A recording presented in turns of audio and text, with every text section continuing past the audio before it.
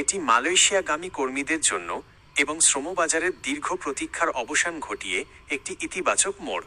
দুই পক্ষের আলোচনার মাধ্যমে বাজার উন্মুক্ত হওয়ার প্রক্রিয়াটি স্বচ্ছতা এবং দ্রুততা নিশ্চিত করবে বলে আশা করা হচ্ছে। আপনার সুবিধার্থে বর্তমান পরিস্থিতির গুরুত্বপূর্ণ কিছু দিক নিচে তুলে ধরা হলো। মূল আলোচনার কেন্দ্রবিন্দু: খরচ নিয়ন্ত্রণ, অভিবাসন ব্যয় কমিয়ে এনে কর্মীদের ওপর থেকে আর্থিক চাপ কমানো। স্বচ্ছতা, সিন্ডিকেট প্রথা বাতিল করে বা নিয়ন্ত্রণ করে সরাসরি ও স্বচ্ছ প্রক্রিয়ায় কর্মী নিয়োগ। নিরাপত্তা ও অধিকার, মালয়েশিয়ায় কর্মরত কর্মীদের আইনি সুরক্ষা এবং বেতন ভাতা নিশ্চিত করা। শ্রমবাজারের বর্তমান অবস্থা: দুই দেশের মন্ত্রী পর্যায়ের এই আলোচনার ফলে যে বিষয়গুলো স্পষ্ট হতে পারে: ১.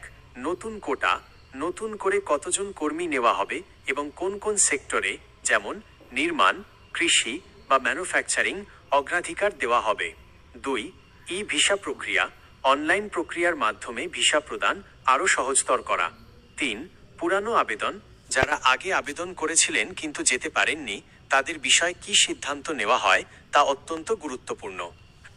কিছু জরুরি পরামর্শ: যদি আপনি বা আপনার পরিচিত কেউ এই সময় মালয়েশিয়া যাওয়ার প্রস্তুতি নেন, তবে নিচের বিষয়গুলো খেয়াল রাখা জরুরি। বৈধ এজেন্সি, জনশক্তি কর্মসংস্থান ও প্রশিক্ষণ ব্যুরো BMET অনুমোদিত রিক্রুটিং এজেন্সির মাধ্যমে যোগাযোগ করুন। লেনদেনে সতর্কতা: অফিসিয়াল ঘোষণা বা সঠিক নিয়োগপত্র অ্যাপয়েন্টমেন্ট লেটার ছাড়া কাউকে অগ্রিম টাকা দেবেন না। পাসপোর্ট ও নথিপত্র: আপনার পাসপোর্ট এবং অন্যান্য প্রয়োজনীয় কাগজপত্রের মেয়াদ যাচাই করে নিন। সরকারের পক্ষ থেকে অফিসিয়ালি আর কি কি শর্ত বা সুযোগের কথা জানানো হয় সেদিকে লক্ষ্য রাখা প্রয়োজন। আপনি কি নির্দিষ্ট কোনো সেক্টরে নিয়োগ বা খরচ সম্পর্কে আরও বিস্তারিত জানতে চাচ্ছেন?